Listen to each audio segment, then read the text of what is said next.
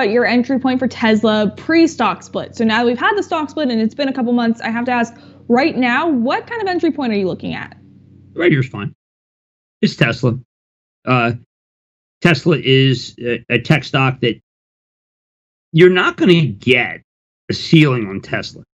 And you're not, because the guy's laying out a 10-year roadmap and people are buying it. Hey, I'm Steven and this is Solving the Money Problem. If you're new, welcome. If you're not, welcome back. So Tesla has just reported, unsurprisingly, record production and record deliveries in Q3. Spoiler alert, Q4 is going to be another record. Spoiler alert, Q1 2021 is going to be another record.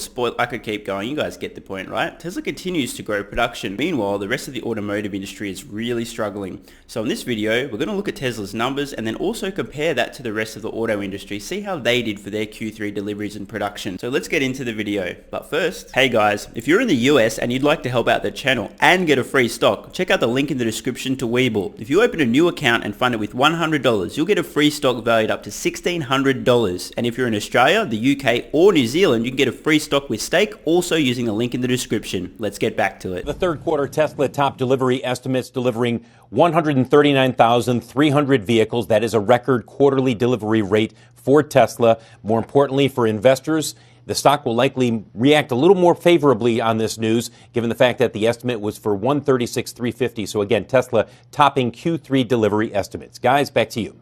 Oh, surprise, surprise. Another record quarter, another beat by Tesla. You know, guys, honestly, I can't actually remember the last time Tesla didn't beat Wall Street analyst estimates of their deliveries. So somebody, if you could, let me know in the comments, when was the last time that Wall Street delivery estimates for Tesla were above what they actually delivered? I'd love to know. I seriously can't remember the last time that happened. Which kind of indicates either Wall Street don't know what they're doing, possible, or Tesla just really knows what they're doing. Hey, Phil, we're looking at that stock down about 5% this morning. Don't know if you think that is Tesla specific, if that's more broadly a result of where the markets look like they're going to open this morning.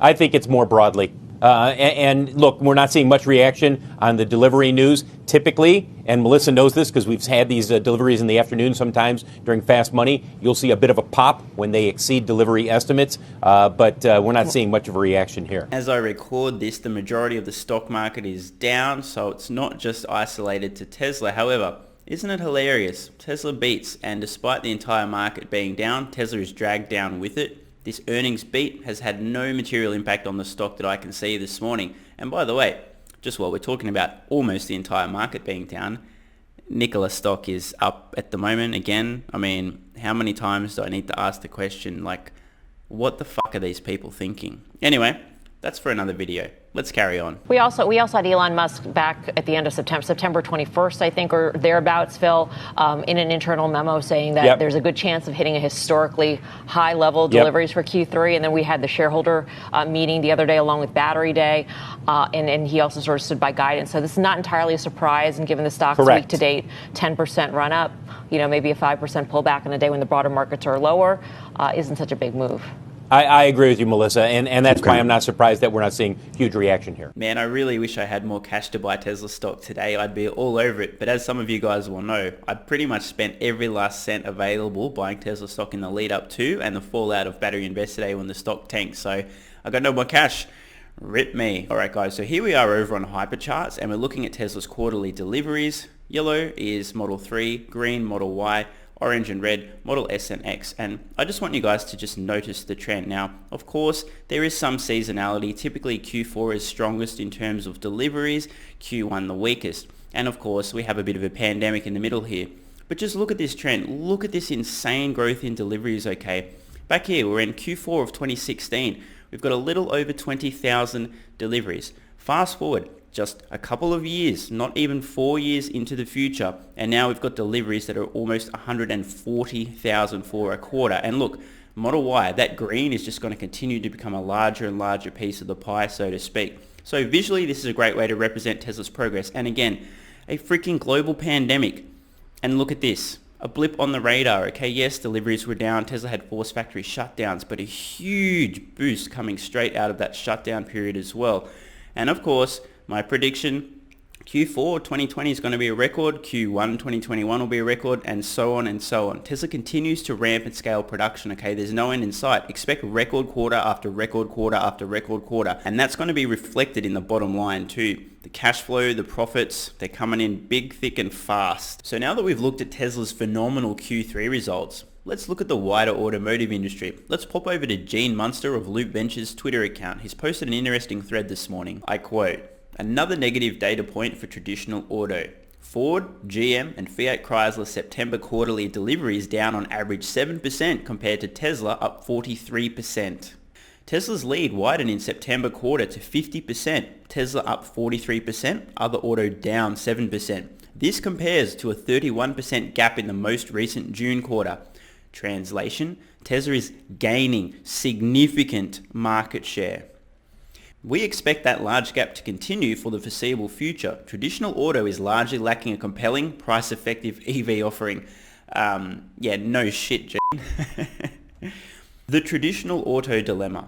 Option 1. Release a car with features and range at parity with Tesla and sell that car at cost. This car will be priced 10 to 25% higher than a comparable Tesla, thereby softening demand and leading to further market share loss. Now, I just want to jump in here and just clarify one thing. I agree with the thinking here, the rationale, but let's be honest. Nobody is going to produce an EV that is close to comparable in terms of the features that Tesla offers. No one's got the software or the engineering expertise. Yes, they can match the range by adding extra batteries, some dumb range. I totally understand that, but let's be honest. Nobody is matching Tesla on features and functionality on any vehicle, regardless of price, period. They don't have the talent to make this happen. Let's continue. Option 2. Subsidize vehicles to gain market share from Tesla. This will increase losses with limited margin cushion. The more they sell, the more money they lose. Now again, I just want to take a pause here and say this is an extremely important point. The only way other automakers are going to even be able to consider competing with Tesla on, say, range plus price is if they sell their vehicles at a massive loss just to compete. That's not a sustainable model, is it? I'll continue. Taking it to the logical end, we believe car companies that have been around for 50 plus years will eventually, 10 years from now, be forced to restructure or go out of business. And I completely agree with Gene on this point as well. I've said many times, legacy automakers are screwed. Most of them won't make it through the 2030s alive. They're going to go bankrupt, be acquired, merged, or just vanish into obscurity. And finally, Tesla's growth is coming from lower priced Model 3 and Y with deliveries up 56% compared to the S and X, down 13%. This tells us lower price is a major factor in expanding the market. Once again, in complete agreement with Gene, and this is an extremely important point. As I've said so many times in the past, Tesla continues to drive down the costs on their vehicles. They're not going to stop. Every time they can pass on new cost savings to customers, they will. We saw this overnight in China with Tesla reducing their vehicle prices around 10%, which apparently saw an insane surge in demand and everybody in the Tesla sales offices working overtime to get through the backlog of orders. This won't stop. Tesla has already told us recently at Battery Investor Day that they'll be releasing a $25,000 car in about 3 years' time, okay? So, as prices come down, Tesla's market expands, and it's not a linear relationship. If prices come down 10%, the market expands more than 10%. Tesla continues to go from strength to strength, expanding their production capacity, driving their costs down, and breaking record after record after record in consecutive quarters. More production, more deliveries, more production, more deliveries. There's no end in sight. And what's more, we can see very clearly reflected in the data of the other automotive manufacturers. Again, I use the term automotive manufacturer loosely because Tesla is much more. But just when comparing directly to the likes of Ford, GM, Fiat, Chrysler, we can clearly see Tesla is gaining relative market share and growing total unit sales. This is a powerful combination. The only bad Tesla news today, I ran out of money. I can't buy more of the stock while it's on sale. Hope some of you guys can. Not investment advice, of course. Just wishing you well, should you choose to happen to be buying Tesla stock at this point in time after they've once again broken production and delivery records, yet the stock is down. I'm Stephen Mark Ryan. This is Solving the Money Problem, and I love you all.